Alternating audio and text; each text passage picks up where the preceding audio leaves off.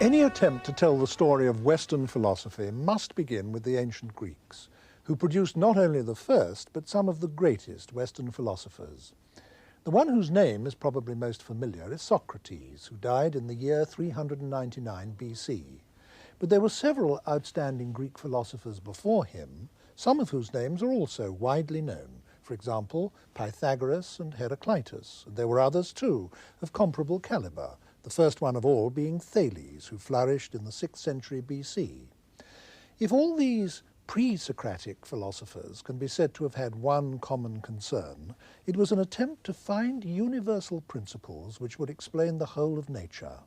In today's terms, they were as much concerned with what we would call science as with what we would call philosophy. Now, Socrates was in conscious rebellion against their tradition.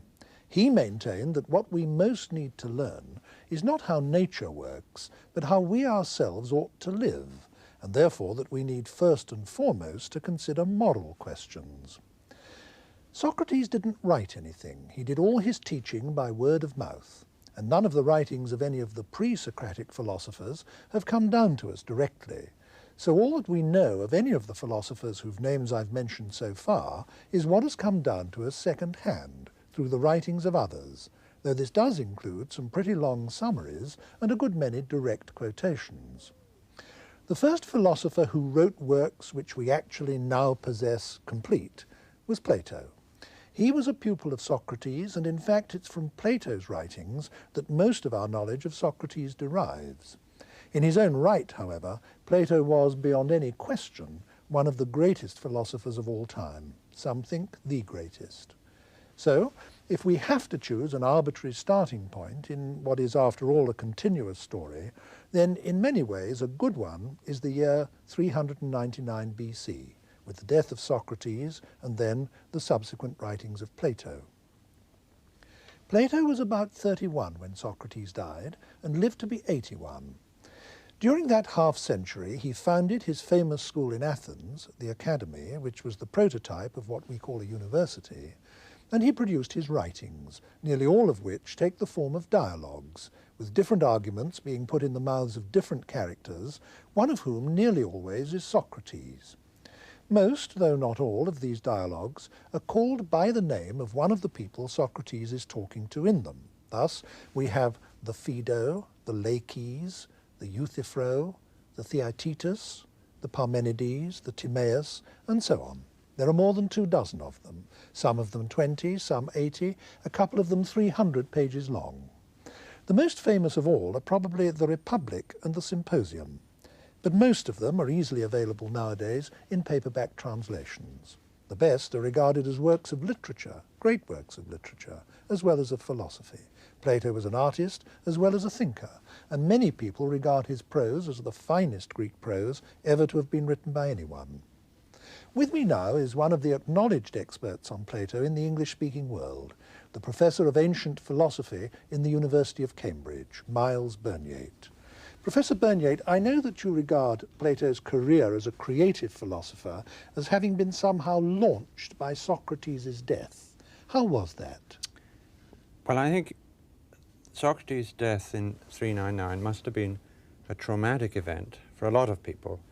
Socrates had been this spellbinding presence around in Athens for many, many years, much loved, much hated. He'd been caricatured on the comic stage.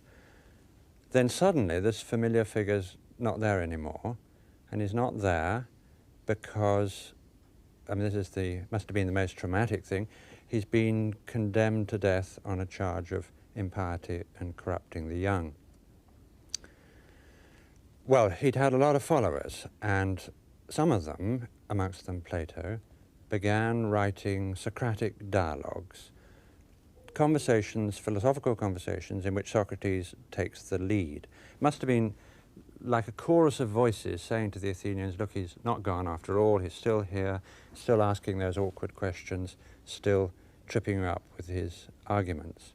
And of course, they were also defending his reputation and showing he'd been unjustly condemned. He was the great educator of the young, not the great corrupter. But the death of Socrates wasn't just, so to speak, a launching pad for Plato, was it? The whole of Plato's outlook can, in one sense, be explained with reference to Socrates, can it not? I think it can. To keep alive the Socratic spirit for Plato meant to go on doing philosophy in the way Socrates had done. So what you get is a group of early dialogues in which he is basically showing Socrates discussing the sorts of questions he was interested in, very largely moral questions. But since to do philosophy in the Socratic way means to do it by thinking philosophically, the process bit by bit and inevitably leads Plato to develop his own ideas in a host of other areas, so that Socrates, there's a sort of evolution in the picture of Socrates. From the gadfly questioner of the early dialogues, he gradually turns into the man who's expounding political theories, metaphysical theories, and so on, in the middle period dialogues, Meno, Symposium, Phaedo, and Republic. And I suppose also one can say that in the early dialogues, Plato is dealing with subjects that interested Socrates and dealing with them in Socrates' way, and is then carried, so to speak, by his own momentum as the years go by into dealing with subjects that interest him, Plato, and beginning to deal with them in a different way. I think that's right. Wherever he can plausibly present the ideas as the outgrowth of thinking about Socrates' ideas, they get put in the mouth of Socrates. And I think it's very important that the way he presents Socrates, the historical claim he makes about him is, this is a man who thought for himself and taught others to think for themselves. So if you want to be a follower of Socrates, that means thinking for yourself and, if necessary, departing from ideas and areas that Socrates had marked out. Now, those early dialogues where Socrates is dealing with moral questions all have a certain common pattern, don't they? I mean, what happens in nearly all of them is that Socrates is talking to some interlocutor who thinks he knows the meaning of some very familiar term like friendship or courage or piety or something of that kind. And by simply quizzing him, by interrogating him, by submitting him to what's become known as Socratic questioning, Socrates shows this person, and incidentally the onlookers as well, that they don't at all have a clear grasp of this concept that they thought they understood so well. Now, this process has itself been of enormous importance in philosophy ever since, hasn't it? Not only has it been, but these very works are still very widely used to teach philosophy and to introduce philosophy to people who want to know something about it. You start with a familiar and important concept. It's always a concept that's important in our life, and you get people to realize that there are problems in that concept. They try to think about it, they produce an answer, Socrates shows the inadequacy of the answer.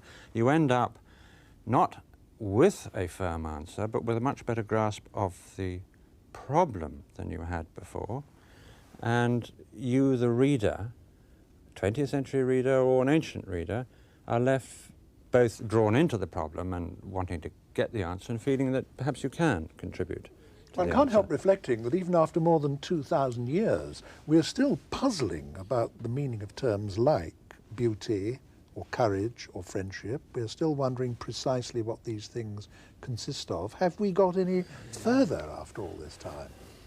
Yes and no must be the answer, mustn't it? I think Plato would be very firmly insistent that even if he did know the answer, if he told us, it wouldn't do us any good. I mean, it's the nature of these questions that they are ones that you have to think about for yourself, and an answer is worth nothing unless it's come through your own thinking.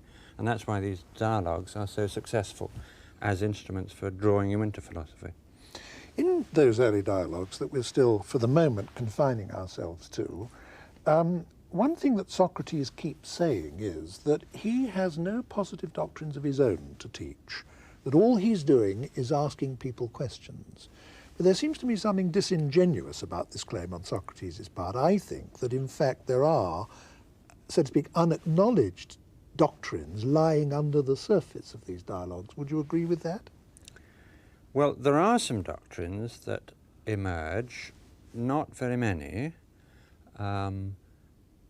There is a group of ideas which comes out in the Apology, for instance, when he says that to a good man no harm can come either during his life or after his death, and which comes out in the Gorgias when he argues at great length that injustice harms the doer and justice benefits the doer. It's the idea that there is no real harm that can come to you. You lose your money, paralyzed by disease. None of that really counts as harm. Only the loss of your virtue would count it. Only going in for bad practices like injustice, they would be the only real harm, because the only real harm is harm to the soul. There's a group of ideas which Socrates is very emphatic about, where he sometimes even claims to have knowledge, and it's also a group of ideas where Plato never reneges on Socrates. He remains convinced of the truth of the proposition that injustice harms the doer and justice benefits him. And that's provided your soul remains untouched. Worldly misfortunes don't do you any harm of any really deep significance. That's right. Yes. There's another group of ideas where Socrates does not claim knowledge and where Plato eventually is going to renege on Socrates, and that's the group of ideas summed up in the statement that virtue is knowledge. In these dialogues, when somebody's asked what's courage, what's friendship, what's justice, sooner or later as the discussion proceeds, the idea emerges that this virtue, courage or piety, should be regarded as a kind of knowledge. And that's just as strong and paradoxical a statement as the first group of ideas, because common sense, and I mean common sense then as now, ordinarily supposes that it's one thing to have the wisdom to know what the best thing to do in a given situation is, but another thing, which you also need, the courage to carry it out if it's difficult, or the temperance to resist an easier option instead. Wisdom's one virtue, one quality to admire in a person, courage is another, and a man may have one and not the other, or each of them to different degrees. But if courage just is this knowledge, then that kind of contrast can't arise. If I don't do the right thing, it can't be that I knew what I should do, but lacked the courage to carry it out. If I lacked the courage, I lacked the knowledge, and I didn't know what the right thing to do was. So any wrongdoing that I do is done in ignorance, because I didn't know it wasn't the best thing to do, and if done in ignorance, done involuntarily. So no one does wrong willingly is the famous way it's summed up. Doesn't the unvarying dialogue form that Plato writes in give rise to two rather important and also really unnecessary problems? First, to what extent is this the historical Socrates whose views are being put before us, and to what extent is he a kind of fictional character created by Plato? Because after all these dialogues were written after Socrates' death. And the other question, perhaps related to that, is what are the author's own views? Because again, since these are all dialogues, it means that all opinions are put into the mouth of other characters, and that sometimes, at least, leaves us feeling that we're not quite sure what Plato himself actually thinks. Well, I think there's a sense in which we need to worry about this question and a sense in which we don't. The sense in which we don't is that Plato's portrait of Socrates makes the claim, here is a man who thought for himself and would overthrow long-cherished conclusions if it turned out that he thought they were wrong, and he taught others to do the same. So if Plato comes to think that there is more to virtue than knowledge, though knowledge remains the most important factor, and he does come to think this, then it's only in keeping with the Socratic spirit to throw over the doctrine that virtue is knowledge and produce a better view of his own. The other side of the coin is, of course, it's most important that we notice what's happening when Socrates in the Republic says something incompatible with what Socrates said in the Protagoras.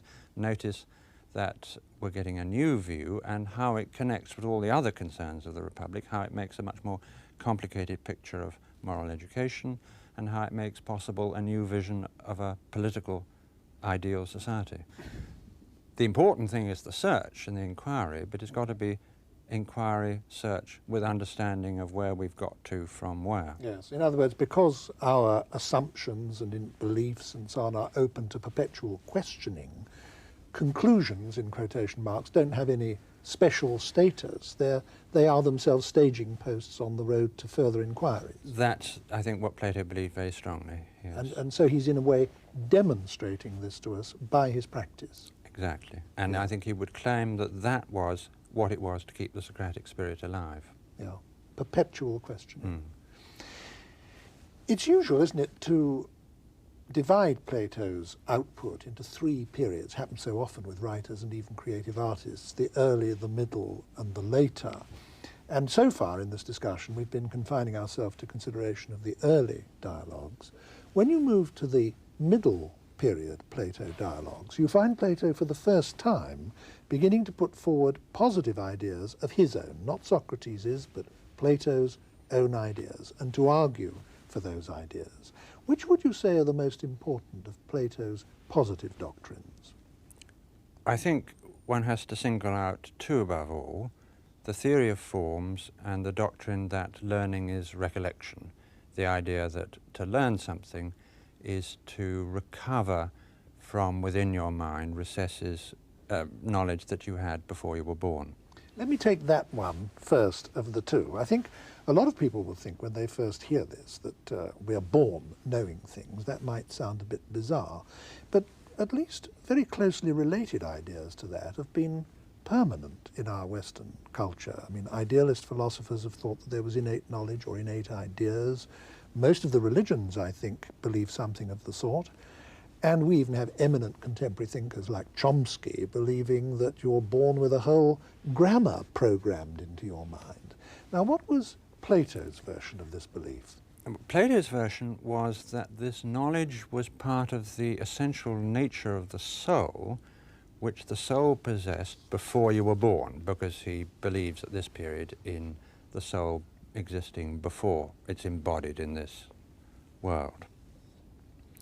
And I think to understand this theory, one's got to go back to those early Socratic discussions. If you look at one of these early discussions, somebody is asked for a definition of, let's say, courage, and Laches, who's the person who's asked that, says at one point, courage is endurance. Socrates then asks him some further questions, and he always does this when he's been given a definition. He says, is courage invariably a fine and admirable quality? Yes, says Laches.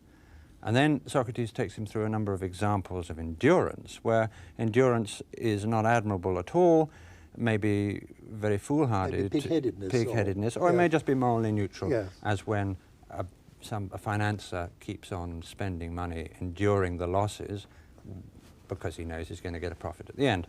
So if endurance is morally neutral or bad, courage isn't, courage is always good, then courage can't be endurance. That's a typical pattern of Socratic discussion. Logically, all that's actually happened is Laches has been shown that his beliefs are inconsistent. If we take all the answers together, they can't all be right because they contradict each other. But Socrates always presents the situation as one in which that definition, courage is endurance, has been refuted, so that he is in practice taking Laches' secondary answers as either true or somehow nearer the truth than the definition, and hence available as a basis for refuting the definition and saying that's the one that's got to go. Can I just stop you there? Because I think you've said something that's of great importance to us all today. I think we all tend to have this assumption that by discussion you can get at the truth, whereas almost by definition discussion can't necessarily do that. All it can the most it can show you is that your conclusions are consonant with your premises. But of course, if there's something wrong with the premises, then there'll be something wrong with the conclusion. Well, we are very attached to this idea, and if you think about it, it's actually quite hard to justify. Socrates doesn't try to justify it, he just does this and says we've now refuted the definition. But if one had to give a theory of what he's doing, then one would have to say something like, what I've just said and you've just implied, that we all have within us the means for making the truth vanquish the false. And that's exactly what Plato does in the Meno. He produces, as it were, a theory of Socratic or philosophical discussion, which puts forward the suggestion that we all have latent within our minds the correct answers to these questions: what is courage, what is justice, and so on. And it's that knowledge deep back within, not immediately accessible, that knowledge is what enables us to knock down all the wrong answers and show they're wrong, and that knowledge is gradually emerging bit by bit in the course of that bit of discussion where, for instance, one thing that Leakes says is used to show that some other thing that Leakes says must be false. Now, I know that in your view, the doctrine you've just expounded for us ties up directly with what the basis is for Plato's most famous doctrine of all, the theory of forms. That doctrine must have been the most influential part of his philosophy in the whole history of philosophy. In fact, it's what the word Platonism has historically almost come to mean. Now, can you explain that to us? Well, remember that these discussions which Socrates has are all centered on a definitional question. What is the definition of courage, of beauty, of justice? If now we have latent within ourselves the knowledge of the answers to those questions, and we have that knowledge independently of and prior to our experience of the world we live in, our using our senses and our going around from place to place, our knowledge is prior to that, independent of that, then surely what we know, justice, beauty, courage, must itself be independent of and prior to this empirical world we're now existing in. And that thesis is the fundamental assertion of the theory of forms, that justice, beauty, and the like exist independently of and prior to all the just actions, just people, all the beautiful things, statues, objects, any that you can find. Beauty and justice exist on their own and apart. That's the theory of forms. This theory that there is another world than this, an ideal world, which is not this world, but in which everything exists that actually gives value and meaning to this world, has had incalculable influence on the whole of our culture, hasn't it? Yes. It's had immense influence on Christianity, for example. I don't want to go into that now, because I think we ought to stick to the philosophy, but that's just one example of the enormous influence that it's had. Yes. Yes. And but I think one should be careful of using phrases like the world of forms or another world. Plato uses them, but the contrast he has in mind is not, as one might have thought, a contrast between one set of particular things and then another one completely like it except more perfect, more abstract, somewhere else, some heaven somewhere. His contrast is between the particular and the general. Those questions, what is justice, what is beauty, are general questions. They're not questions about the here and now, and that's the contrast. There's a point in the Phaedo where Socrates is saying that to do philosophy is to rehearse for death. It is, in fact, to practice being dead. Why? Well, because being dead is having one's soul separate from the body. and not considering the things of this world. And Yeah. in doing philosophy, you are, so far as you can, separating the soul from the body, because you're not thinking about the here and now. If you're asking what's justice, anywhere, anytime, justice in itself, you're not asking who did me wrong now, yesterday. If you're asking what's beauty, you're not asking who's the most beautiful person in this room. And if you're not thinking about the here and now, then in the sense Plato's interested in, you're not here and now. You are where your mind is, not because you're in some other particular place, but a better one, but because you're not in place in that sense at all. You're immersed in generalities. So it's all right to use the phrase the world of forms, subject to the qualification that that means the realm of invariable generalities. Yeah, so the word world here is actually misleading. We Yeah. mustn't think of it as a place Right. where certain spiritual things subsist. Right. Yes, yes. Now, these middle period dialogues that we're talking about now, I'm thinking particularly of the Meno, the Phaedo, the Republic, the Symposium, the Phaedrus. These were written by Plato when he was absolutely at the height of his powers, weren't they? And I think this is actually a good point for us to pause for a moment and think of their literary and aesthetic qualities. Why are these dialogues regarded, and always have been regarded, as supreme works of literary art? Why is that so? They're so alive. I mean, a lot of other philosophers have tried writing dialogues, both ancient and modern, Xenophon, Cicero, Augustine, Berkeley and Hume. But the only one of those ones I've just named who comes anywhere near Plato is Hume. And I think this is because for Hume, like Plato, it's the process of philosophical thinking that counts at least as much as the answers. With Xenophon or Berkeley, it's all too clear you're reading somebody who cares about the answers, not the process of journeying towards them. Where Plato is concerned, we have to add his fantastic mastery of language, whether it's high-flown imaginative descriptions or witty repartee, jokes, images. He's terribly good at making crystal clear the most difficult thoughts. You can go on adding, I mean, because in the end, it's just that he's an artistic genius as well as a philosophical one. Do you share the traditional view that his masterpiece is the Republic? Yes, I do. Why? I think because it's in the Republic more than anywhere else that he makes good his belief that every question is connected with every other, and that the inquiry really can't stop, that even a conclusion for now leads on to the next problem. I mean, you begin with a straightforward question, what is justice? Familiar Socratic kind of question. That becomes the question, is justice a benefit to its possessor?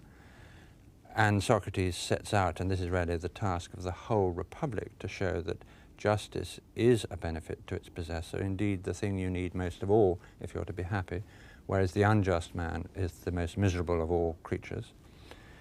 But to do that, it turns out he has to give a theory of human nature. He divides the soul into three parts, and this is where he reneges on Socrates' thesis that virtue is knowledge. Virtue turns out to involve more than knowledge, though knowledge must be in control. And with the idea that knowledge is something that can and should be in control of the non-rational factors, you also get the idea, but now becomes possible, of a society in which knowledge was in control. So we get a whole political theory of a new, better way of life in society. All this emphasis on knowledge being in control raises the question, what knowledge, and what is knowledge anyway, and why is it better than an opinion? So you've got a theory of knowledge. The question, what knowledge the philosophers need in order to rule the rest of us, becomes an inquiry into the sciences. There's a lot about mathematics, a whole vision of understanding the world as it is that we live in is produced in order to support the claim that this understanding of the world as it is what should be in charge of ourselves, both individually and in society. And so all of that growing out of this one question, what is justice, the inquiry really doesn't cease until death, with the vision of the afterlife and the myth of air at the end of the book. It's such a rich book that I think we can't go any further in pursuing individual strands within it. I think one must just hope that some of the people listening to the discussion will be prompted by it to go off and have a look at it for themselves. I think we must move on now to the later dialogues of Plato. And when we do, when the move from the middle to the late period of Plato's output shows us another change of character again. Suddenly the dialogues become less literary, dramatic, colourful, etc., and rather more what we might call academic or analytic. Why is that? In my view, they're not actually less dramatic.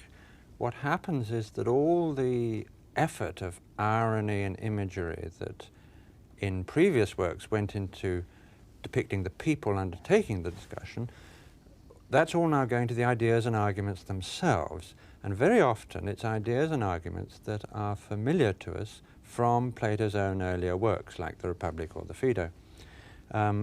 Plato, I mean, one of the extraordinary things about Plato, and he may have been the first writer in history to be able to do this, is he built up a relationship with his readers such that when writing one work, he can take it for granted that his readers have read his previous works. He can surprise them, he can make allusions, he can build up resonances through that.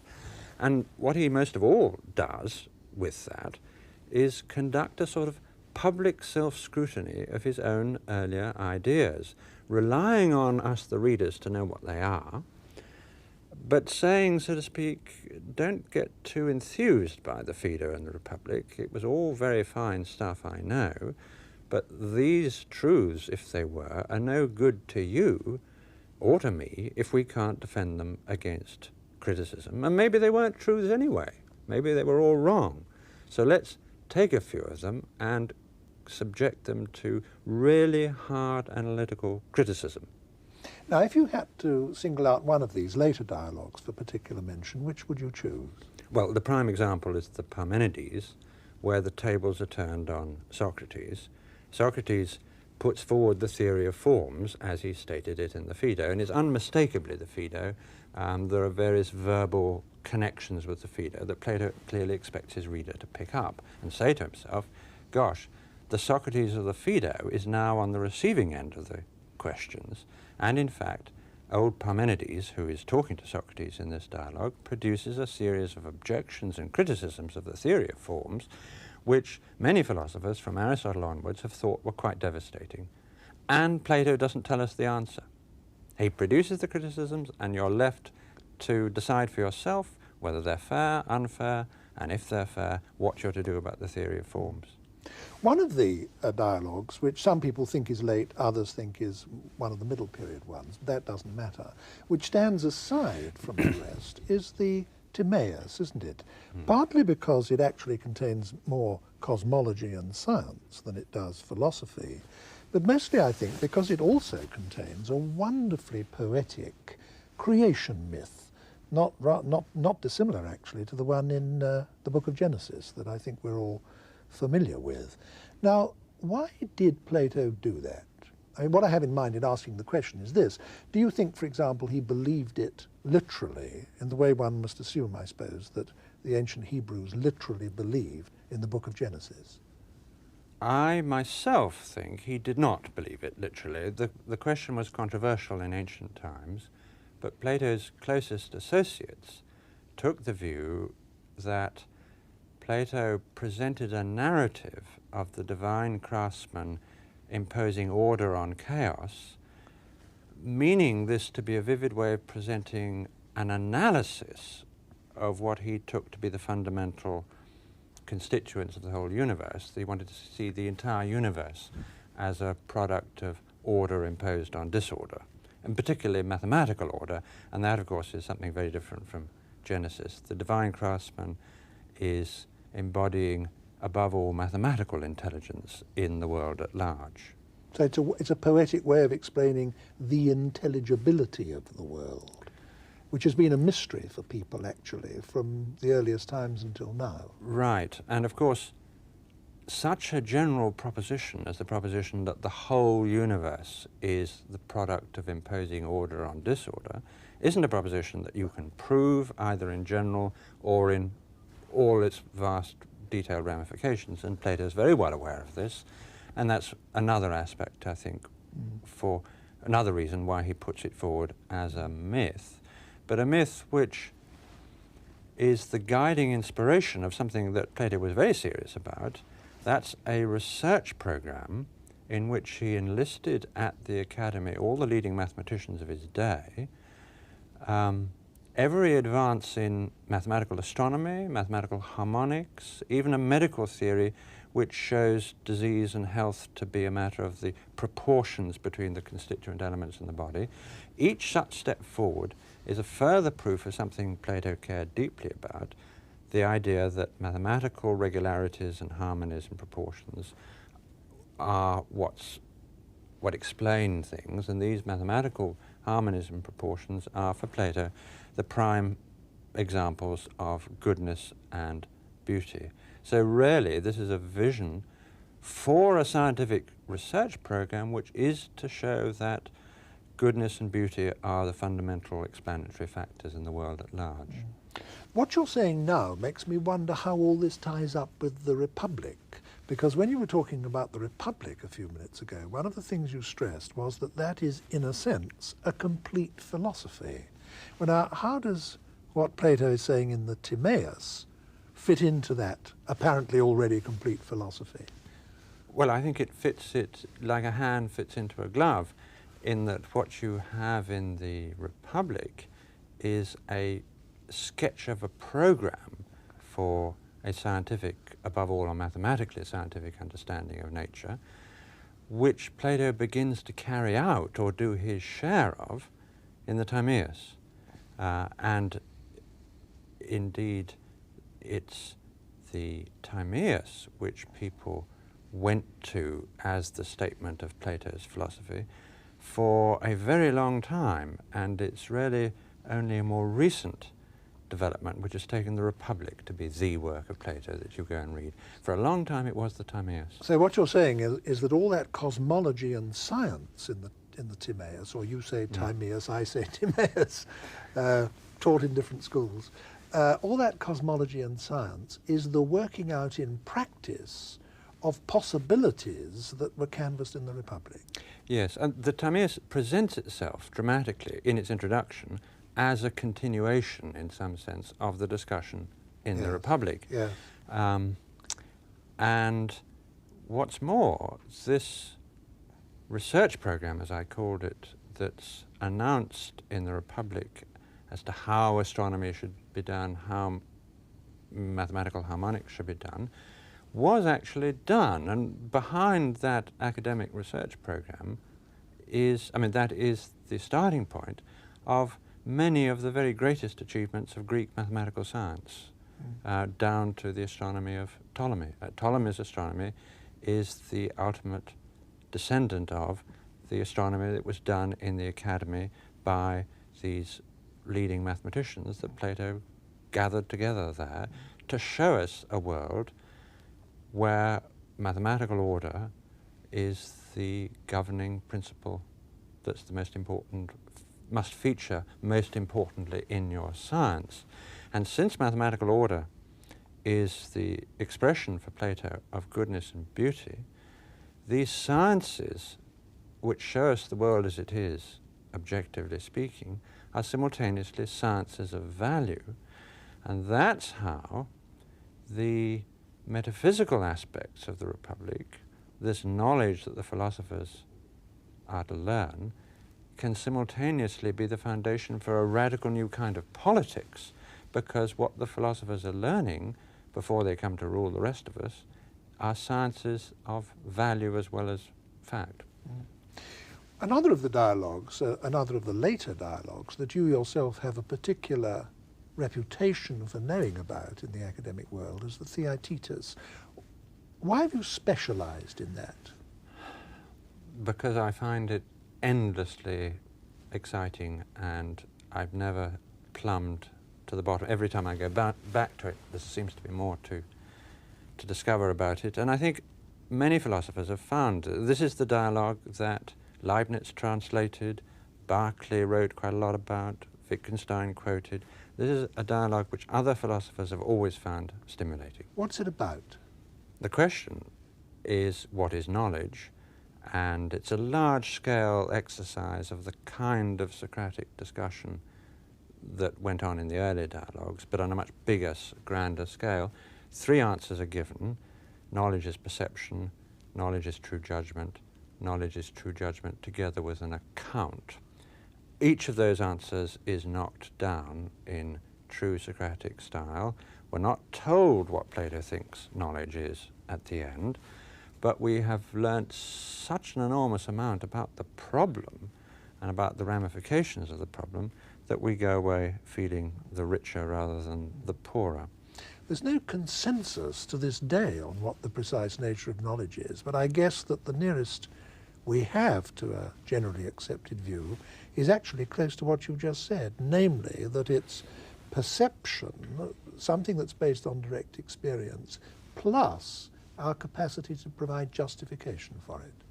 Ah, you've now produced an interesting solution to the problem we're left with at the end of the dialogue, namely all of those answers have been knocked down, taken separately. Socrates has refuted the thesis that knowledge is perception, refuted the thesis that knowledge is true judgment, refuted the thesis that that knowledge is true judgment with an account, and now you're suggesting that perhaps we could get a definition of knowledge by somehow putting all the elements of the three separate definitions together into one, and thereby making a theory of knowledge around a definition of knowledge. That would be a highly suitable response to this kind of dialogue, namely suggesting a definition of one's own in terms of what one's learnt from the dialogue. We must, I think, bring this discussion to a close now, but before we do, I would like to ask you something about the influence of all this, because Plato must be either the most influential or one of the 2 or 3 most influential philosophers there have ever been. Can you say a little, if only briefly, about what the main lines of this influence have been? I think it's important to remember there were 2 philosophies opposed to materialism in the ancient world. There was materialism in the form of the atomic doctrine held by Democritus and Epicurus, and there were the anti-materialist philosophers, Plato and Aristotle, both of whom are opposed to the suggestion that everything, life, order, mind, civilization, art, nature, can all be explained as the outcome of the movements of particles of matter subject just to the laws of motion and their own nature. Now, Aristotelianism is opposed to that sort of materialism, but Aristotelianism carries the war so far into the enemy camp that it's actually very hard to reconcile the Aristotelian philosophy with the modern scientific enterprise, which has a lot about atoms and the movements of particles of matter and all that sort of stuff. And indeed, I think it was no accident that when the modern scientific enterprise got going, it got going by throwing away the Aristotelianism, which had so dominated the Middle Ages. But Platonism is much easier to reconcile with the modern scientific enterprise, and that's why I think, since the Renaissance really, Platonism has lived on after the death of Aristotelianism, because that's a philosophy which you can use or be influenced by if you're seeking to show how scientific and spiritual values can be reconciled, if you want to do justice to the complexities of things where materialism is giving just too simple and simplistic a story. And there's something very contemporary to us, isn't there, about the fact that Plato's cosmology and Plato's science is based on an essentially mathematical physics. Yes. Thank you very much, Professor Burnyeat.